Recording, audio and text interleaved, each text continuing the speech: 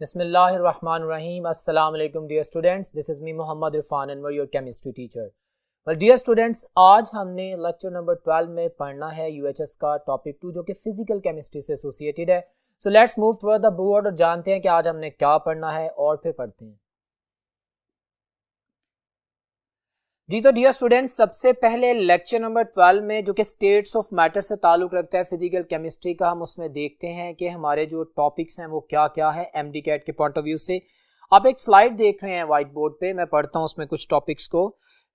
हमारा टॉपिक 2 है states of matter के, जिसमें हमने गैसेज और लिक्विड्स के बारे में पढ़ना है आज के इस लेक्चर में.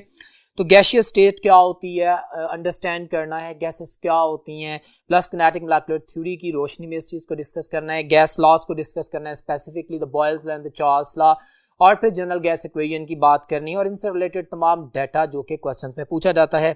और फिर लिक्विड्स में हमने ऑफ कोर्स लिक्विड स्टेट की बात करनी है, इवेपोरेशन की बात करनी है, वेपर प्रेशर की बात करनी है, हाइड्रोजन बॉन्डिंग की बात करनी है और बॉइलिंग पॉइंट की बात करनी है.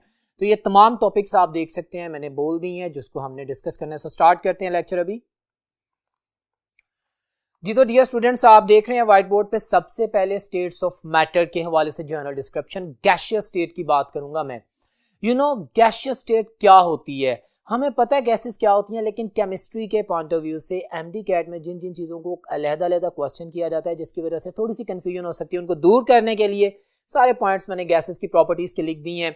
हम जानते हैं कि गैसेस ऐसी स्टेट ऑफ मैटर है जिसका इनडेफिनेट वॉल्यूम होता है, उसका कोई फिक्स वॉल्यूम नहीं होता. दे ऑक्यूपाई ऑल अवेलेबल स्पेस, उनको जिस भी जगह पे रखें उसके जितने भी मॉलिक्यूल्स हों, थोड़े हो ज्यादा हो, दे स्कैटर्ड, क्योंकि इनके दरमियान दो मॉलिक्यूल्स के दरमियान बहुत ज्यादा डिस्टेंस पाया जाता है.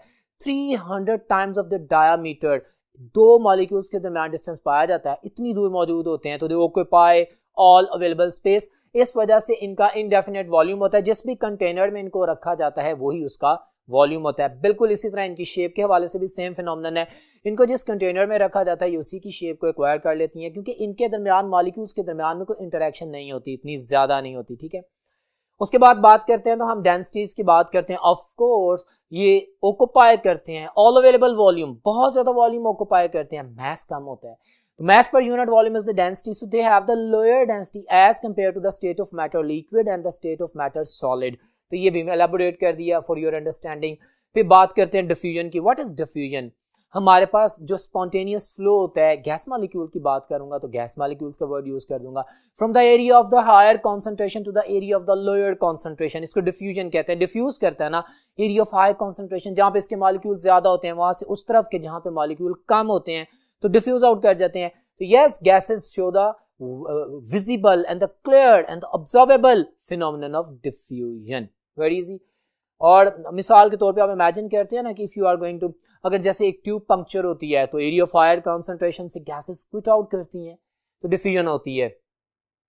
Compressibility, of course when I am saying there is a large empty space present between the two molecules of the gases, वहां पे दरमियान में बहुत जगह बाकी है. अगर मैं इसको कंप्रेस करूं तो यस मॉलिक्यूल क्लोज हो जाएंगे, डिस्टेंस कम हो जाएगा, so they can easily be compressed. आप प्रेशर अप्लाई करें, गैसेस कैन बी कंप्रेस्ड. तो कंप्रेसिबिलिटी गैसेस का एक वाज़ेह क्लियर फिनोमेनन है, ये भी इसके इंट्रोडक्शन में आती है.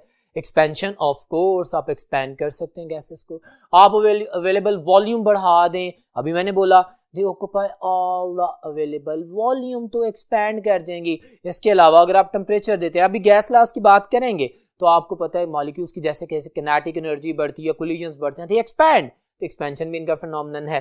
अच्छा, एक्सपेंशन में आप ये देख रहे हैं the very important phenomenon the Joule Thomson effect. What is this? ये एक ऐसा प्रोसीजर है जिसके जरिए गैसेस को लिक्विफाई किया जाता है. हाइड्रोजन और हीलियम को इस तरीके से लिक्विफाई नहीं किया जाता. एमडी कैट का क्वेश्चन है, ज़हन में रखना है. बाकी तमाम गैसेस को कर दिया जाता है लिक्विफाई. क्यों होता क्या है कि आप suddenly compressed highly compressed gases को एकदम एक्सपोजर करते हैं, एक स्मॉल स्लिट में से एक्सपोज करते हैं, तो वो गैसेस जब एक्सपैंड करती हैं सडनली कंप्रेस होने के बाद, तो उनके जो फर्स्ट लाइन में जो एक लेयर ऑफ द मॉलिक्यूल्स है वो सारी एनर्जी लेके एक्सपैंड कर जाती है जी. तो पीछे जो मॉलिक्यूल है उनकी एनर्जी ट्रैप हो जाती है, उनकी एनर्जी कम हो जाती है और वो लिक्विफाई हो जाते हैं. So Joule Thomson effect is a liquefaction process जिसमें गैसेस को कंप्रेस करने के बाद सडनली एक्सपैंड किया जाता है और गैसेस को लिक्विफाई किया जाता है. माय डियर स्टूडेंट, यहाँ पे एक और बात याद रखनी है, हाइड्रोजन और helium they are not going to be liquefied in this procedure. Got it? So you have to memorize all these things. फिर नेक्स्ट बात करते हैं, मैंने बात की है प्रेशर इफेक्ट की, जिसको मैं डिस्कस कर चुका हूँ कि चूंकि एम्प्टी स्पेसेस होती हैं, हम हाई प्रेशर अप्लाई करेंगे गैसेस कंप्रेस हो जाएंगी, अगर हम प्रेशर लो करेंगे तो ऑफ कोर्स वो एक्सपैंड कर जाएंगी, क्योंकि they are in the continuous state of motion. हमारे पास गैस मॉलिक्यूल्स हर तरह की मूवमेंट शो करते हैं, वाइब्रेटरी, ट्रांसलेटरी, रोटेटरी, हर तरह की मूवमेंट शो कर रहे होते हैं, तो दे occupy all the available volume. तो ये मेरे पास प्रेशर इफेक्ट की भी मैंने जनरल डिस्क्रिप्शन कर दी, टेम्परेचर इफेक्ट की भी ये है। Of course when you are going to increase the temperature तो गैसेस की किनेटिक एनर्जी बढ़ी है, temperature is directly proportional to the kinetic energy, kinetic molecular theory में ये बात की जाती है। और यहाँ पे एक एमडीकैट का क्वेश्चन भी बनता है कि kinetic energy is directly proportional to the temperature, और टेम्परेचर को कौन सा गैस लॉ डील करता है अभी पढ़ेंगे, दैट इज चार्ल्स लॉ। तो केएमटी की ये लाइन जो चार्ल्स लॉ को जस्टिफाई करती है, इसकी बात अभी बाद में करेंगे, लेकिन यहाँ पे भी इसकी डिस्क्रिप्शन जरूरी थी, you have the idea about, very simple. और दूसरा इंटरमोलेकुलर फोर्सेस, भाई जब गैस मॉलिक्यूल्स, बड़े अहम पॉइंट है, यहाँ पे मेरा वर्ड सुनिएगा, एक दूसरे से इतनी दूर हैं तो there is no intermolecular force of attraction. हाँ, किनेटिक मॉलिक्यूलर थ्योरी यही कहती है कि there is no intermolecular force of attraction, yes, लेकिन वो आइडियल गैसेस को डील करती है। हाँ, आइडियल गैस अगर होगी, जो कि आइडियल गैस एग्जिस्ट नहीं करती, आइडियल गैस एक फिनोमेनन, एक इमेजिनेशन, किनेटिक मॉलिक्यूलर थ्योरी में प्रॉपर्टीज को एक्सप्लेन करने के लिए बात की गई, और इसी चैप्टर में जब हम बात करते हैं तो उसकी करेक्शन की बात भी करेंगे। वेल, अगर तो आइडियल गैस है तो उसके गैस मॉलिक्यूल्स में कोई इंटरमोलेकुलर फोर्स ऑफ अट्रैक्शन नहीं होती, लेकिन तमाम गैसेस रियल हैं। हाँ, वो आइडियल बिहेव कर रही होती हैं at high temperature, at low pressure, got it. तो इनके दरमियान इंटरमोलेकुलर फोर्स ऑफ अट्रैक्शन होती है, लेकिन बहुत कम, negligible.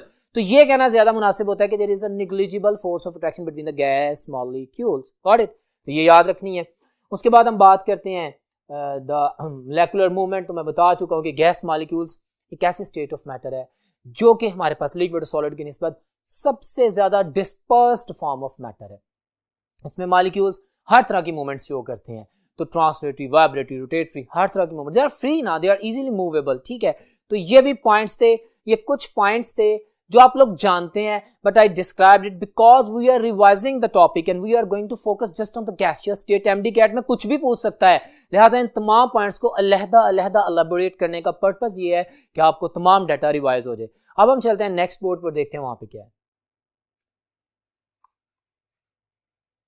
Dear students, kinetic molecular theory, मैंने केएमटी लिखा है, इसकी तमाम डिस्क्रिप्शन मैंने कुछ बोला भी है, लेकिन आपको मैं एक स्लाइड शो करने जा रहा हूं जो कि स्पेसिफिकली एमडीकैट स्टूडेंट्स आप लोगों के लिए डिजाइन की गई है, जिसमें वो तमाम पॉइंट्स वन बाय वन बोलूंगा जो डेफिनेटली आपकी बुक में भी हैं और अभी आपके सामने प्रेजेंट किए जा रहे हैं। सो watch on the white board के जहां पे मैं किनेटिक मोलेकुलर थ्योरी से एसोसिएटेड एक स्लाइड शो करने जा रहा हूं जिसमें उसके तमाम पोस्टुलेट्स मौजूद हैं।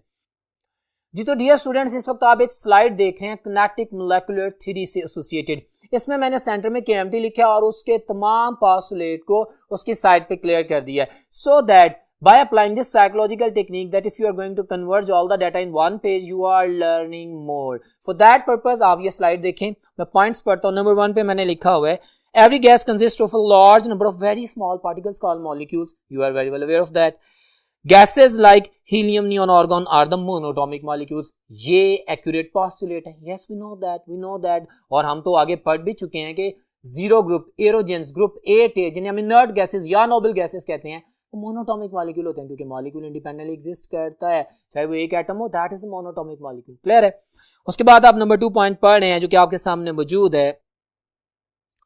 The molecules of a gas move haphazardly, Brownian movement होती है, वो हर ऑक्यूपाई अवेलेबल स्पेस को कवर कर लेते हैं सिर्फ इसी वजह से कि वो इंटैक्ट नहीं होते, उन्हें कुछ साथ वाला मॉलिक्यूल रोक नहीं रहा था, उनमें इंटरमोलेकुलर फोर्सेस निग्लिजिबल होती हैं। और केएमटी तो कहती है होती ही नहीं है क्योंकि केएमटी आइडियल गैस बिहेवियर को डील कर रही है। सो हैप्पैजर्डली मूव करते हैं, colliding among themselves and with the wall of container and all that story. Number 2 point आपके सामने है, क्लियर है? नंबर 3 पॉइंट्स में आप देख रहे हैं वो लिखता है the pressure exerted by a gas is due to the collisions of the molecules with the walls of the container. Very important point, ये बॉयल्स लॉ से एसोसिएटेड है, ये स्टेटमेंट बॉयल्स लॉ से एसोसिएटेड है जिसमें प्रेशर वॉल्यूम रिलेशन पढ़ेंगे। What is pressure? एक freely move करता हुआ एक मॉलिक्यूल स्ट्राइक करता है उस कंटेनर की वॉल के साथ, तो अपनी force per unit area, that is pressure, apply करता है उसके ऊपर, दिस इज कॉल्ड प्रेशर। और आगे डिस्क्रिप्शन वैन डर वाल की करेक्शन की स्टोरी हमारे एमडीकैट में अभी नहीं है, so that's why I am not going to discuss that, but this is the main postulate dealing with the Boyle's law कि प्रेशर क्यों होता है। By the collision of the gas molecules with the wall of container, जिसको हम feel करते हैं। Number 3 point था। Number 4 में आपके सामने है the molecule of a gas are widely separated, we know that, from one another and there are sufficient empty spaces among them. और मैंने आपको बताया एमसीक्यू आपकी बुक में लिखा हुआ है और ये लेवल्स में भी एक्सप्लेन है, you better know in the gas molecules the distance between the two molecules is at least is approachable 300 times of the diameter of the gas molecule. So can you imagine कि कितनी दूर gas molecules पड़े होंगे? Of course तो फिर इंटरमोलेक्युलर forces भी नहीं होती, they are free to move. Number 5 statement पढ़ते हैं, आप देखें हैं नंबर 5 में लिखा है the molecules of gas have no forces of attraction. Yes, this is the point जिसके ऊपर वैन डर वाल ने डिबेट की और प्रूव किया कि आइडियल गैस एग्जिस्ट नहीं करती, क्योंकि किसी स्टेज पे जब हम हाई प्रेशर अप्लाई करते थे या टेम्परेचर लो करते थे या कोई भी ऐसी सूरत करते थे कि मॉलिक्यूल्स करीब आ जाए तो उनमें इंटरमोलेक्युलर फोर्स ऑफ अट्रैक्शन डेवलप होती है। और जब इंटरमोलेक्युलर फोर्स ऑफ अट्रैक्शन डेवलप होती है, it means that gas is not ideal, that gas is real. बहरहाल ये वो पॉइंट है जिसके ऊपर डिबेट करके वैन डर वाल ने पॉइंट आउट किया था। लेकिन केएमटी पढ़ रहे हैं भाई, किनेटिक मॉलिक्यूलर थ्योरी में ये बात मानेंगे, there is no intermolecular force of attraction between the two gas molecules. Clear हो गया? अब बात करते हैं हम नंबर 6 पॉइंट की, जो कि आपके सामने है। I am elaborating every single line because this is MD CAT, we have to go for that. हमें याद होना चाहिए, रिवाइज करना चाहिए, समझ होनी चाहिए। The actual volume of the molecule of a gas is negligible. ये दूसरा पॉइंट था जिसमें हमने करेक्शन की थी, यानी वैन डर वाल ने करेक्शन की थी रियल गैसेस के लिए। बहरहाल हम तो आइडियल गैस को पढ़ रहे हैं, हम तो किनेटिक मॉलिक्यूलर थ्योरी को पढ़ रहे हैं जो कि आइडियल गैसेस को एक्सप्लेन करती है। वो कहता है कि जो volume of the actual volume of the gas है ना, वो उसके ऑक्यूपाइड वॉल्यूम की निस्बत नेग्लिजिबल है, होता ही नहीं, समझे, है ही नहीं है। लेकिन ये पॉइंट गलत है। डेफिनेटली अगर इस बात को मानेंगे तो law of conservation of mass तो अप्लाई नहीं होगा कि वॉल्यूम नहीं है मतलब बैस नहीं, ऐसा नहीं होता। क्वेश्चन जो हमारे पास जो नेक्स्ट स्टेटमेंट नंबर 7 है, statement number 7, the motion imparted to the molecules by gravity is negligible. Yes, gravity is not going to impart, gravity is not going to disturb the movement of the gas molecules according to the KMT। हम मान रहे हैं, बिल्कुल सही है। Gravity gas molecule इतना small होता है, कभी ऐसा नहीं होता कि गैस गिर के जमीन पे आ जाए, ऐसा तो नहीं होता। इफेक्ट करती है, that is another debate, but I am saying right now about the KMT। तो KMT के मुताबिक gravity has no effect on the gas molecules, right, हम मानते हैं। आगे कहता है नंबर 8 में the average kinetic energy of the gas molecules directly as the temperature. Of course वो ये बात करेगा ना, यही वो चार्ल्स लॉ के मुताबिक पैच करती हुई स्टेटमेंट है। जैसे मैंने प्रेशर के बारे में बात की थी कि बॉयल्स लॉ की, और ये जो स्टेटमेंट है ये चार्ल्स लॉ को डील करेगी। What is Charles law? Volume temperature relationship है। तो of course when you are going to increase the temperature, it means the energy you are providing to the system, you are going to increase the kinetic energy of the gas molecules. Kinetic energy is directly proportional to the temperature. यहाँ पे ये point भी clear होता है। And when you are going to increase the kinetic energy, if it is in a movable piston area, then they will impart high pressure. तो pressure भी बढ़ जाएगा, वॉल्यूम भी बढ़ जाएगा। सो टेम्परेचर बढ़ाने से वॉल्यूम बढ़ जाएगा। वेरी सिंपल, ये बातें हैं, किनेटिक मॉलिक्यूलर थ्योरी की पोस्टुलेट्स हैं। और students, well that was all about the postulates of the kinetic molecular theory, जो कि आपके सामने प्रेजेंट किए गए, आप नोटिफाई कर सकते हैं। और ये मैंने किनेटिक मॉलिक्यूलर थ्योरी इसलिए एक्सप्लेन की है कि हमारे एमडी कैट के सिलेबस में है, और इसके एक एक पोस्टुलेट के ऊपर मैंने जिस तरह एक्सप्लेनेशन दी है, आई एक्सपेक्ट कि आप इसको जरूर फॉलो करेंगे, लाजमी है, यू हैव टू। इसमें से क्वेश्चंस आएंगे, वो वही क्वेश्चंस होंगे जो मैंने स्टेटमेंट के दौरान बोले। अब हम बात करते हैं गैस लॉज की। अब गैस लॉज की केमिस्ट्री को अंडरस्टैंड करना कोई कॉम्प्लिकेटेड नहीं है, बहुत आसान है। और हमारे एमडी कैट के सिलेबस में तो इसने लिमिटाइज कर दिया है उन चंद गैस लॉज को। आप व्हाइट बोर्ड पे देखें, गैस लॉज में पहला मैंने बॉयल्स लॉ लिखा है, प्रेशर वॉल्यूम रिलेशनशिप। अगर मेरे पास किसी भी गैस के नंबर ऑफ मोल्स कांस्टेंट रहे और टेम्परेचर कांस्टेंट है, बॉयल्स लॉ देखें ना, एक गैस को 4 प्रॉपर्टी से रिप्रेजेंट करें, नंबर ऑफ मोल से, टेम्परेचर से, फिर वॉल्यूम और उसके प्रेशर से। Got it? अब जो भी गैस लॉ है डियर स्टूडेंट्स, उसके दरमियान सिर्फ 2 वेरिएबल्स होते हैं, कोई से भी 2 वेरिएबल्स होते हैं। बॉयल्स लॉ में वॉल्यूम और प्रेशर है, जबकि number of moles and temperature will be kept constant. अब क्या कहता है ये? Volume of a given mass of a gas, given mass fix at a certain temperature fixed, it's not variable. Volume of a given mass of a gas is inversely proportional to the pressure. If you are applying pressure, increasing pressure, then volume will decrease. Or if you are going to lower the pressure, the external pressure on the gas, the volume will increase. Inverse relation इसको इसी form में, K is the proportionality constant, V is equal to K over P या PV is equal to K. K is a constant quantity. Of course it's a constant quantity. अभी मैं इसकी बात कर रहा हूं कि P और V का. आप ये देखें मैंने लिखा P1 V1 P2 V2 P3 P3 V3 equal to K.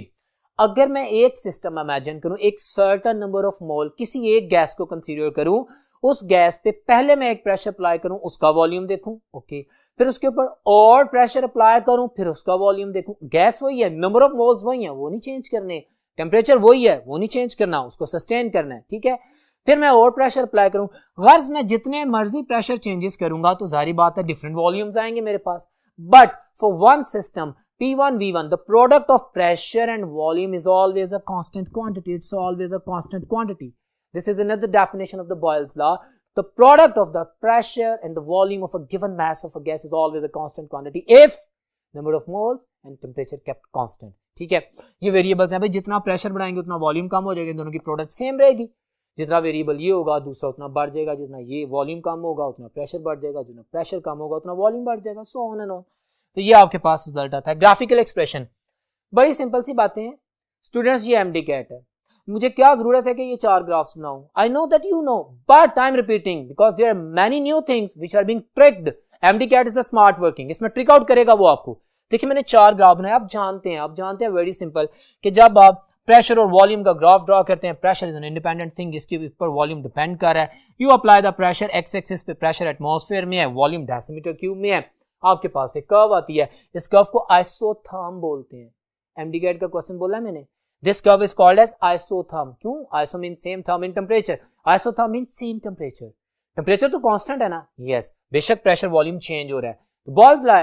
अच्छा ये तो सिंपल हो गया एक्सप्रेशन. अगर आपको ग्राफ दे दिए जाए, ये शक्लें बना दी जाए, आपने इन फिगर्स के ऊपर फोकस करना है कि यार ग्राफ किसके किसके दरमियान में. Got it. अब पूछा जाता है MD-CAT में ऑफन क्वेश्चन पूछे जाते हैं कि which one of the following graph is going to show the Boyle's law. तो आप देखेंगे भाई इन 4 ग्राफ्स में से कोई एक ग्राफ आ गया है, तो मैं आंसर करता हूं. देखें वही प्रेशर वॉल्यूम रिलेशनशिप, यहाँ पे मैंने 2 फैक्टर्स बताए हैं, लेकिन आप यहाँ पे देखें है तो वही कर्व. मैंने यहाँ पे टेम्परेचर 0 डिग्री सेंटीग्रेड और यहाँ पे 25 डिग्री सेंटीग्रेड बता दिया. मैंने एक में टेम्परेचर लो किया है, लो टेम्परेचर पे वॉल्यूम लो होगा, हमारे पास क्लोजर टू द एक्सिस होगा ग्राफ. Got it. जैसे जैसे मैं टेम्परेचर बढ़ाता जाऊंगा, of course this isotherm curve will move away from the center. ये MD-CAT का क्वेश्चन है कि if we increase the temperature then what happen to graph. तो आप कहेंगे ग्राफ को क्या होना है, होगा that will move away from the axis. Got it. क्यों भाई? ज्यादा टेम्परेचर देंगे तो देखिए ना वॉल्यूम भी ज्यादा, इनिशिएट वॉल्यूम भी ज्यादा हो जाएगा, और डेफिनेटली हमारे पास प्रेशर एक्सिस से फिर ये जो कर्व बनेगी वो सिस्टम के ओरिजिन से थोड़ा दूर होगी. It will be for away from that. Got it. तो ये भी ग्राफ है जो कि बॉयल्स लॉ के वाले से, इसमें आपने टेम्परेचर डिफरेंस का फैक्टर भी देख लिया. अब नेक्स्ट बात करते हैं. This is pressure, of course this is inverse of volume. हमारे पास स्ट्रेट लाइन कब आती है? मैं आपसे MD-CAT में एक क्वेश्चन ट्रिक आउट करता हूं. मैं आपसे पूछता हूं कि क्या, मतलब मैं आपसे पूछते हैं question, I am going to modify that for you people, कि the straight line is dash in the Boyle's law. Option A possible, option B impossible, option C irrelevant. तो क्या कहेंगे आप? Yes, straight line is possible. Yes, if you are going to draw a graph between inverse of the volume 1 over V. अगर आप focus करें थोड़ा सा तो देखो मैं जानता हूं कि वॉल्यूम और प्रेशर तो इनवर्स हैं, ठीक है. अगर मैं प्रेशर इधर कर दूं वॉल्यूम नीचे कर दूं फिर भी ठीक है, ठीक है. सो एक मॉडिफाई फॉर्म करूं. अगर मैं प्रेशर इधर कर दूं और वॉल्यूम को प्रेशर की जगह पे रखूं तो मैं कह सकता हूं कि pressure is directly proportional to 1 over V. हाँ ना, एक ही बात है. So inverse of the volume जब हम लेंगे तो ये डेसीमीटर क्यूब ऊपर जाके डेसीमीटर माइनस में आ जाएगा. तो मेरे पास ये एक स्ट्रेट लाइन आ जाएगी जिसमें डायरेक्ट रिलेशन रिप्रेजेंट हो रहा है, जिसको मैंने एक्सप्लेन किया है. तो ये भी बॉयल्स लॉ है, इसकी भी शक्ल है, लेकिन आपने ध्यान किस चीज का रखना है? इन फैक्टर्स का, ठीक है. एटमॉस्फेयर में प्रेशर है, डेसीमीटर -3 आपके पास आ जाएगा, वॉल्यूम इनवर्स है ना इसलिए.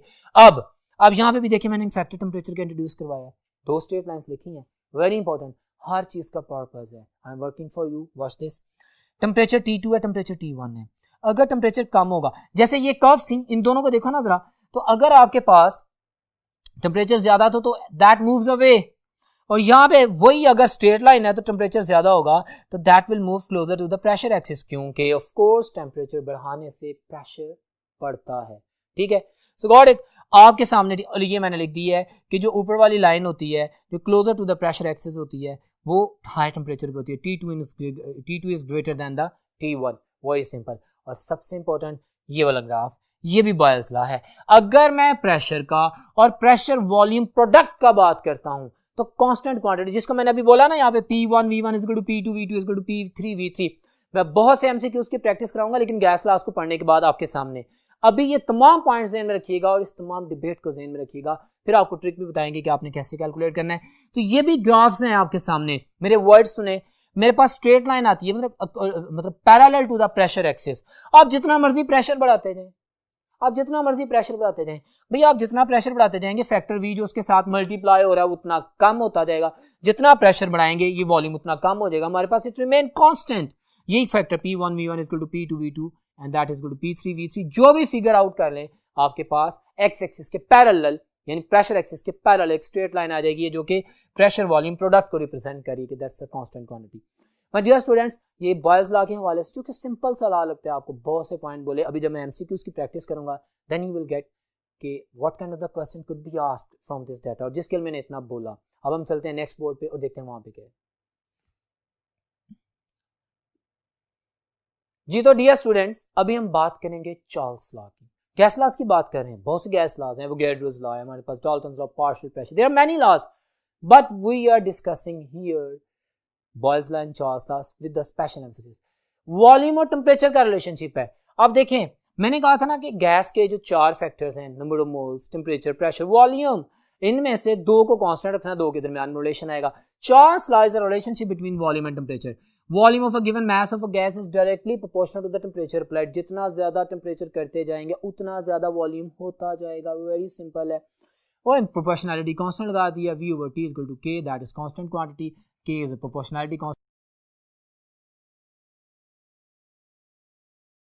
यहाँ पे इसको ड्राइव कर दिया है। अब V1 over T1 equal to V2 over T2 is a constant for the one system. ये वही स्टोरी है कि अगर आप एक ही नंबर ऑफ मोल्स लें और प्रेशर को कांस्टेंट रखें तो फिर टेम्परेचर बढ़ाने से वॉल्यूम में जो चेंज आती है, इंक्रीज करता है ना, temperature and volume are directly proportional to each other, तो हमारे पास उनकी जो रेशियो है V1 over T1 that is equal to V2 over T2 हमेशा कांस्टेंट आती है। अब यहाँ पे मैंने बड़े ड्रामेटिक वे में, बड़े इंपॉर्टेंट वे में एब्सोल्यूट जीरो का कॉन्सेप्ट देना है। मेरे पास चार्ल्स लॉ से पहले सेंटीग्रेड स्केल था, केल्विन स्केल की इंट्रोडक्शन नहीं हुई थी। Got it? केल्विन स्केल की डिस्कवरी की रीजन ये रेशियो बनी।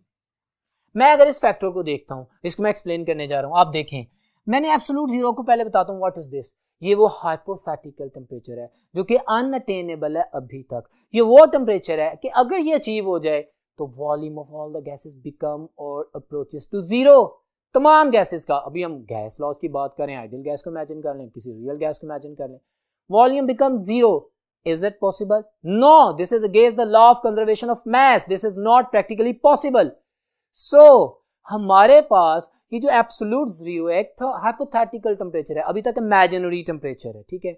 वो अलग बात है कि हमने -268 तक पहुंच चुके हैं डिग्री सेंटीग्रेड में, बट बेतहाशा गैसेस, ऑल गैसेस इस टेम्परेचर पे पहुंचने से बहुत पहले लिक्विफाई हो जाती हैं। ये भी एक पॉइंट है एमडी कैट का कि जब वो लिक्विफाई हो जाती हैं तो क्या चार्ल्स लॉ अप्लाई होता है? नहीं जी, चार्ल्स लॉ तो गैस लॉ है। जब तक गैस गैस रहेगी तब तक चार्ल्स लॉ रहेगा। अगर उस टेम्परेचर से पहले लिक्विफाई हो जाए तो फिर लिक्विड पे तो गैस लॉ अप्लाई नहीं होते। अब ये एब्सोल्यूट जीरो का कॉन्सेप्ट चार्ल्स लॉ ने कैसे इंट्रोड्यूस करवाया? Watch this. एक ग्राफ मैंने पहले ये इसकी एक्सप्लेनेशन करता हूं, उसके बाद इन पॉइंट्स के ऊपर आता हूं। भाई ये नॉर्मली ग्राफ है। पहले जब 0 degree centigrade was considered the zero temperature, हमारे पास ये ओरिजिन समझा जाता था, तो इसको ग्राफ बनाया गया, टेम्परेचर और वॉल्यूम एक्सिस में टेम्परेचर बढ़ाया, वॉल्यूम बढ़ गया।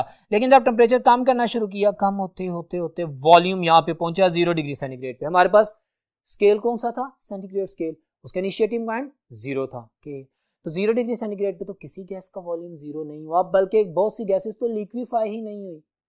तो क्या गैस लॉ गलत है? नहीं, आपने अपने स्केल को इंप्रूव करना था। उन्होंने इसको एक्सटेंड किया, उन्होंने इमेजिनरी, उन्होंने कहा चलो जी मिड में दिस इज 0 डिग्री सेंटीग्रेड और इसके ऊपर जो वॉल्यूम होता है स्टैंडर्ड 546 सेंटीमीटर क्यूब होता है। ये भी एक इन्फॉर्मेशन आपकी बुक में लिखी है, आप याद रखेंगे। तो 0 डिग्री सेंटीग्रेड स्केल पे किसी आइडियल गैस का वॉल्यूम 546 सेंटीमीटर क्यूब होता है, याद रखेंगे। अब उन्होंने इसको कूल डाउन करना शुरू किया और बहुत पहले कई गैसेस लिक्विफाई हो गई। फिर उन्होंने एक इमेजिनरी लाइन ड्रॉ की, बिल्कुल उसी लाइन के पैरेलल, कि वो मूव आउट करती जाए। जहां पे इसने टेम्परेचर एक्सिस को काटा, वो देखें वो point that was minus 273.16 degrees centigrade. Still, this is an imaginary and hypothetical and reduced and expected and struggled temperature, whatsoever you called it. ये अभी तक अचीव नहीं हुआ, लेकिन अगर ये अचीव होता है तो यहाँ पे देखें ना मेरा वॉल्यूम जीरो हो रहा है, खत्म हो रहा है. ये तो बात की बात है, हमारे टॉपिक की भी बात नहीं है, हम अपने टॉपिक की बात करते हैं. तो minus 273.16 degree Celsius is that temperature जिसके लिए हमें एक नया स्केल डेवलप करना पड़ा, जिसे हम केल्विन स्केल कहते हैं. Dear students, watch this, Kelvin scale. हमने कहा कि भाई जहां पे इस लाइन ने सेंटीग्रेड एक्सिस को काटा है, ये जो टेम्परेचर है ना, ये एब्सोल्यूट जीरो टेम्परेचर है. इसको एब्सोल्यूट जीरो क्यों बोला? कि भाई अगर ये अचीव हो जाता है तो volume of all the gases become zero, zero, absolute zero. तो इसको इनिशिएटिंग पॉइंट रखा गया एक नया टेम्परेचर स्केल जीरो केल्विन के नाम से. Got it? So zero Kelvin is equal to minus 273.16 degree Celsius. You are very much aware about that. ये एंटर टेस्ट हम बात कर रहे हैं, मैंने फिर भी एक एक चीज एक्सप्लेन की. अब इसको इमेजिन करते हैं, अब दोबारा उस पॉइंट पे आते हैं V1 over T1. भाई अगर मेरे पास केल्विन स्केल इंट्रोड्यूस ना होता, ठीक है, मैं मान लेता, मैं जानता हूं कि 1 डिग्री सेंटीग्रेड राइज करने से, यहां पे मैंने लिखा भी है स्टेटमेंट ना, ये for rise 1 degree centigrade rise और fall the volume of the gas will be changing by 2 centimetre cube. 1 degree centigrade temperature rise करता हूं तो 2 सेंटीमीटर की वॉल्यूम इंक्रीज करेगा. 1 डिग्री सेंटीग्रेड टेम्परेचर में डिक्रीज करता हूं तो मेरे पास 2 सेंटीमीटर की वॉल्यूम डिक्रीज करेगा. अच्छा, अगर मैं इसको इमेजिन करूं, ये देखिए मैंने छोटी सी प्रैक्टिस भी की है. केल्विन स्केल अगर इंट्रोड्यूस हुआ ना होता और मैंने 0 केल्विन या 0 डिग्री सेंटीग्रेड को 273 केल्विन ना कहा होता. अब मैं केल्विन टेम्परेचर यूज करता हूं ना चार्ल्स लॉ की इन्वेंशन के बाद अंडरस्टैंडिंग के लिए. क्यों करता हूं? इसलिए कि जस्ट इमेजिन, ये तो मैंने सही बात की है ना. अगर मैं कहता कि जी V1 566 सेंटीमीटर क्यूब है और ये 0 डिग्री सेंटीग्रेड पे कितना था? 546 सेंटीमीटर क्यूब. मैंने 10 डिग्री सेंटीग्रेड टेम्परेचर बढ़ाया, यानी T1 मैंने 10 कर दिया ना, 10 डिग्री सेल्सियस. अगर मैं सेंटीग्रेड स्केल यूज कर रहा हूं, मेरे पास 566 over 10 आता. ओके, मेरे पास एक आंसर आता. ओके, मैं अभी पढ़ के आया हूं कि V1 over T1 is equal to V2 over T2 is V3 over T3 is equal to a constant quantity. Got it? If the gas lies true and the gas lies true. ये गलत नहीं है. अब अगर मैं क्या करता, मैं कहता कि जी यहाँ पे ये देख लेते हैं कि 746 कर देते हैं वॉल्यूम, 100 डिग्री सेंटीग्रेड राइज कर देते हैं. तो 746 डिवाइडेड बाय 100, क्या आंसर सेम आता? 566 डिवाइडेड बाय 10, डिफरेंट आंसर है. V1 over T1 का डिफरेंट आंसर है. उसी सिस्टम में सिर्फ टेम्परेचर ही बढ़ाया है ना, 100 सेंटीग्रेड पे लेके गए हैं ना. तो 5 मतलब कि आपके पास उसको 100 किया है तो 2 सेंटीमीटर 746 हो गया, 200 सेंटीमीटर क्यूब राइज किया ना, तो आंसर बिल्कुल डिफरेंट आ रहा है. इसका मतलब है V1 over T1 is not equal to the V over T2 if I am using the centigrade scale. तो फिर मुझे नया टेम्परेचर स्केल, ये MDCAT का क्वेश्चन आता है कि kelvin scale is being modified on the basis of Boyle's law? No. Avogadro's law? No. Charles law? Yes, Charles law ने इंट्रोड्यूस करवाया, क्योंकि उसकी वजह से अगर मैं केल्विन में देखता हूं तो फिर भाई मेरे पास 273 0 मतलब कि डिग्री सेंटीग्रेड को 273 केल्विन कहते हैं. तो उसका मैंने 10 डिग्री सेंटीग्रेड को जब बढ़ाया तो हम जानते हैं कि 1 degree centigrade is equal to 1 Kelvin. Very popular formula आप जानते हैं. 566 डिवाइडेड बाय 283 आ जाता, आंसर 2 आ गया. अब मैं 100 डिग्री सेंटीग्रेड करता, मतलब मैं केल्विन में टेम्परेचर 373 कर देता. हाँ ना, 373 kelvin. 0 273 kelvin, 100 degree centigrade 373 kelvin. तो फिर मेरे पास जो वॉल्यूम है 746 होता. आंसर मेरे पास 2 आ रहा है. इस तरह किसी भी टेम्परेचर को केल्विन स्केल में लेके और किसी भी वॉल्यूम को जब रेशियो निकालेंगे तो हमारे पास परफेक्ट कांस्टेंट एक जैसा आंसर आएगा. Got it? तो ये सारी केमिस्ट्री है, ये डेफिनेशन है एब्सोल्यूट जीरो की, हाइपोथेटिकल इमेजिनरी की, और ये एक रिलेशनशिप भी मैंने आप लोगों के लिए ड्रा किया. MDCAT है ना, कुछ भी पूछा जा सकता है. You must be very much aware. अब मुझे आपने सेंटीग्रेड स्केल में दे दिया है टेम्परेचर, हाँ, वॉल्यूम पूछ रहा है, तो मैं कैसे कन्वर्ट करूंगा? लेट्स सपोज मेरे लिए अननोन है वॉल्यूम, तो मैं कौन सा फार्मूला यूज करूंगा? ये VT is equal to V0 1 + T over 273. मैंने लिख दिया है कि ये VT क्या है for you people. VT is the volume of the gas at any temperature. जो भी है ना, जो हमने कैलकुलेट करना है अभी, क्या वॉल्यूम होगा, किस टेम्परेचर, जो आप पूछना चाह रहे हैं, बताएं किस टेम्परेचर पे क्या वॉल्यूम है, अभी आपको बताता हूं. तो ये आप MDCAT में फॉर्मूला अप्लाई करेंगे तो ये फाइंड आउट कर लेंगे। V volume of gas at 0 degree Celsius हम जानते हैं 546 सेंटीमीटर क्यूब है, 1 + T। जो भी टेम्परेचर आप मुझे सेंटीग्रेड में दे देंगे मैं वो लिख दूंगा, मैं उसको लिखूंगा, अप्लाई करूंगा, and I am going to get the formula. ये छोटी सी एग्जांपल भी आपके सामने मैंने बता दी है कि वो मुझे कहता है कि 10 degree centigrade given temperature in Celsius, in the centigrade 10 degree centigrade है, तो बताओ 10 डिग्री सेंटीग्रेड पर मेरे पास वॉल्यूम ऑफ द गैस क्या होगा। मैंने वैल्यूज पुट की, 546 आ गया, 1 + 10 over 273। I am going to solve this very simple way, 283 over 273, and I am getting the formula that is 566 centimetre cube, which is the accurate formula। और इसको apply भी किया जा सकता है। छोटी छोटी चीजें चार्ल्स लॉ से एसोसिएट मुकम्मल एक्सप्लेन की गई है, ग्राफ को एक्सप्लेन किया गया। वन मोर इंपॉर्टेंट थिंग जो कि एमडी कैट के क्वेश्चन में पूछी गई थी, मैं आपसे शेयर कर रहा हूं।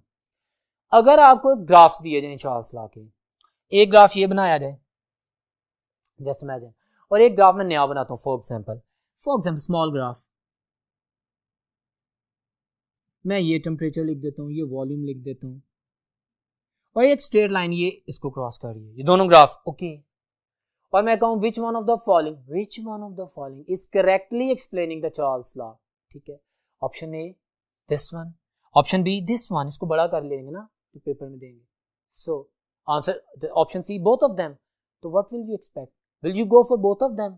If you will go for both of them then you are wrong, because if you are saying this one is correct one, इन दोनों के कंपटीशन में अगर ये दोनों दिए गए हों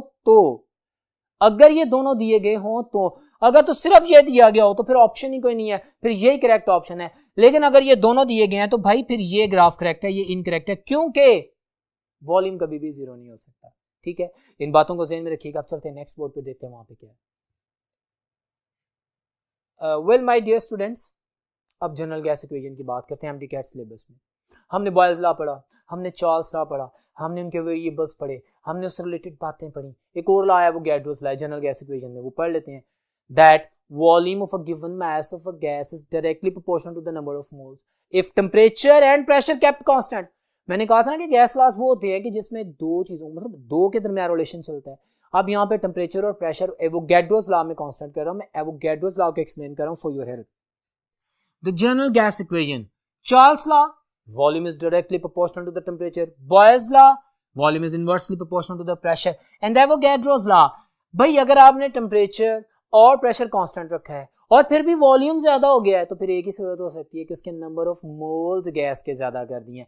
जितने ज्यादा गैस के नंबर ऑफ मोल्स होंगे उतना ज्यादा वॉल्यूम होगा। Very simple phenomenon. तो this is the Avogadro's law, volume of a given mass of a gas is directly proportional to the number of moles. अब ये तीनों लॉज को इकट्ठा करते हैं, कंबाइन, तो मेरे पास ये सूरत बनती है V is directly proportional to N over T and inversely to the pressure. इसको मॉडिफाई करता हूं, प्रोपोर्शनैलिटी कांस्टेंट है R और R के साथ ये शक्ल बनती है, इसको मॉडिफाई करता हूं तो P is equal to NRT। P is the pressure, V is the volume of a gas, N is the number of the moles, T is the temperature and R is a general gas constant. इसको ideal gas constant भी कहते हैं, इसको universal gas constant भी कहते हैं। Very simple, हमने drive कर लिया। बट एमडी कैट में माय डियर स्टूडेंट्स पता क्या पूछेगा? एमडी कैट में इसकी वैल्यूज पूछेगा। It's very simple, you know you have calculated on your book. मैं बोल रहा हूं कि आपने फैक्टर आर के डिफरेंट यूनिट्स लगाने हैं। कौन से यूनिट चेंज करेंगे आप प्रेशर और वॉल्यूम के यूनिट चेंज करेंगे। जहां तक नंबर ऑफ मोल्स और टेम्परेचर का ताल्लुक है, आप देख रहे हैं इनके यूनिट्स हर एक में सेम रहेंगे। तो आप प्रेशर अगर डेसीमीटर क्यूब में लेते हैं, सॉरी प्रेशर अगर एटमॉस्फेरिक में लेते हैं और वॉल्यूम आप डेसीमीटर क्यूब में लेते हैं, प्रेशर एटमॉस्फेयर में लेते हैं, वॉल्यूम डेसीमीटर क्यूब में, तो जो आर की वैल्यू आगी वो ये होगी 0.0821। याद करनी है, मेमोराइज करना है, क्रैम करना है। मैंने लिखी इसीलिए है कि आप इसको एक दफा याद कर लें क्योंकि ये एमडी कैट में पूछी जाएंगी। ठीक हो गया, ये हर वैल्यू याद होनी चाहिए। सेकंड वन देखें, अगर मैं वॉल्यूम तो डेसीमीटर क्यूब में ही रहने देता हूं लेकिन प्रेशर को मैं टॉर्स में कर लेता हूं, you know torrs 760 millimetre of mercury. हम प्रेशर के रिलेशन को तो जानते हैं ना, 1 atmospheric pressure is equal to 760 millimetre of mercury, या मिलीमीटर ऑफ मर्करी और टॉर एक ही बात होती है, 760 टॉर, गॉट इट, या 76 सेंटीमीटर ऑफ द मर्करी, ठीक है, या 14.7 पाउंड्स पर square inch psi, got it, या 1013325 10 13 25 न्यूटन पर मीटर स्क्वायर, ऐसे यूनिट्स में। तो ये प्रेशर के यूनिट्स भी आपको याद होने चाहिए, आपकी बुक में लिखे हैं, मैंने बोल दी हैं। अब आप उनको चेंज करते जाएं, आप डेसीमीटर क्यूब में मतलब वॉल्यूम कर दें, प्रेशर को टॉर में कर दें, प्रेशर को आपने ऐसे यूनिट्स में, न्यूटन पर मीटर स्क्वायर में ले लें, किसी भी फॉर्म में ले लें, तो जो जो वैल्यूज आर की होंगी वो वैल्यूज पुट करने से डिफरेंट आती जाएंगी। आपने इनको याद करना है। 62.4 आर की वैल्यू होती है डेसीमीटर क्यूब टॉट पर केल्विन पर मोल में। अगर सेंटीमीटर क्यूब में करेंगे तो हम जानते हैं 1 डेसीमीटर क्यूब में 1000 सेंटीमीटर क्यूब होते हैं, तो सारे फिगर को 1000 से मल्टीप्लाई कर देंगे, you are getting 62,400 centimetre cube torr पर केल्विन पर मोल। Very simple. और एसआई यूनिट, ये एसआई यूनिट में याद रखना है 8.3143 न्यूटन पर मीटर पर केल्विन पर मोल, न्यूटन मीटर पर केल्विन पर मोल। हम जानते हैं कि जो न्यूटन मीटर होता है उसको जूल भी कहते हैं, तो इस 8.3143 जूल पर केल्विन पर मोल को भी एसआई यूनिट ही कहा जाएगा। एक और बात सुन ले फॉर योर मेमोरी, हम जानते हैं 1 calorie is equal to 4.184 joule और 1 joule is equal to 0.239 calorie. ये भी याद कर लें कि 1 जूल इज इक्वल टू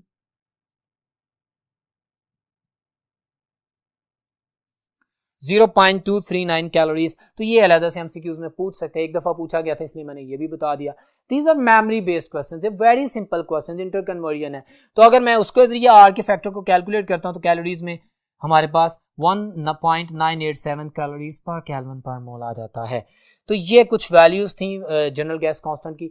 मैं डियर स्टूडेंट्स, हमने अभी तक Boyle's law, Charles law, Avogadro law, general gas equation की सिंपल थ्योरी पढ़ी।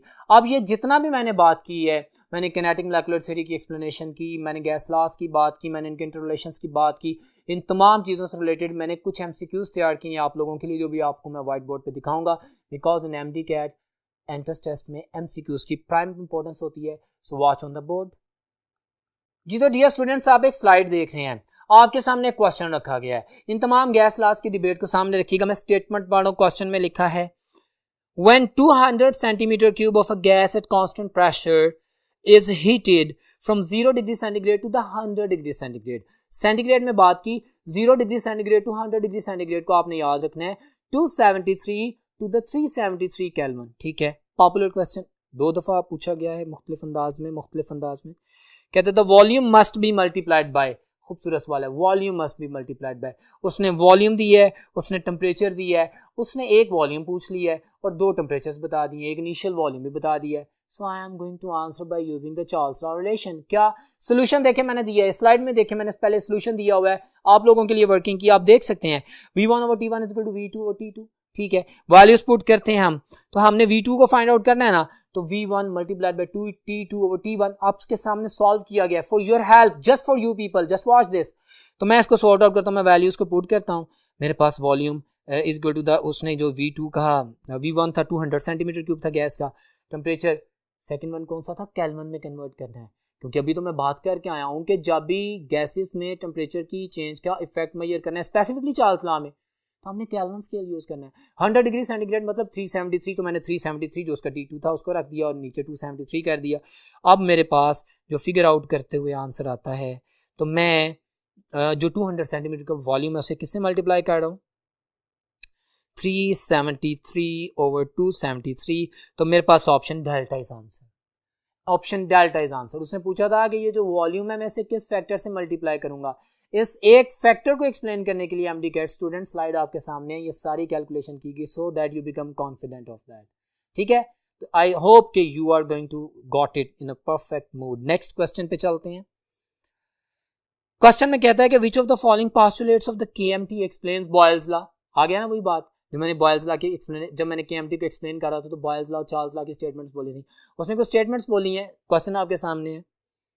ऑप्शन ए में कहते हैं the molecule of a gas move haphazardly, does it make the pressure, no अभी इसकी बात नहीं आई। वो बात करता है the pressure exerted by a gas is due to the collision of its molecule with the wall of container. Yes, this is Boyle's law because here he is talking about the pressure। KMT का वो postulate जो pressure को deal कर रहा है, तो वही तो मैं बता रहा हूँ, वही तो मेरी एक्सप्लेनेशन है। So option beta is answer, लेकिन एमडी कैट का असूल याद रखें, सारी स्टेटमेंट्स पढ़ते हैं, तो मैं सारी पढ़ने जा रहा हूँ। चार्ली में कहता है the average kinetic energy of the gas molecule is directly proportional to the, ठीक है, टेम्परेचर। बाय द वे मैं यहाँ से पूछता हूँ कि चार्ली ऑप्शन किसको एक्सप्लेन कर रही है, आप कहेंगे sir kinetic energy and temperature and volume, this is Charles law explaining. Charlie Charles law को एक्सप्लेन कर रही है, बीटा बॉयल्स लॉ को जो मेरा आंसर था उसको एक्सप्लेन कर रही है। डेल्टा में देखते हैं द एक्चुअल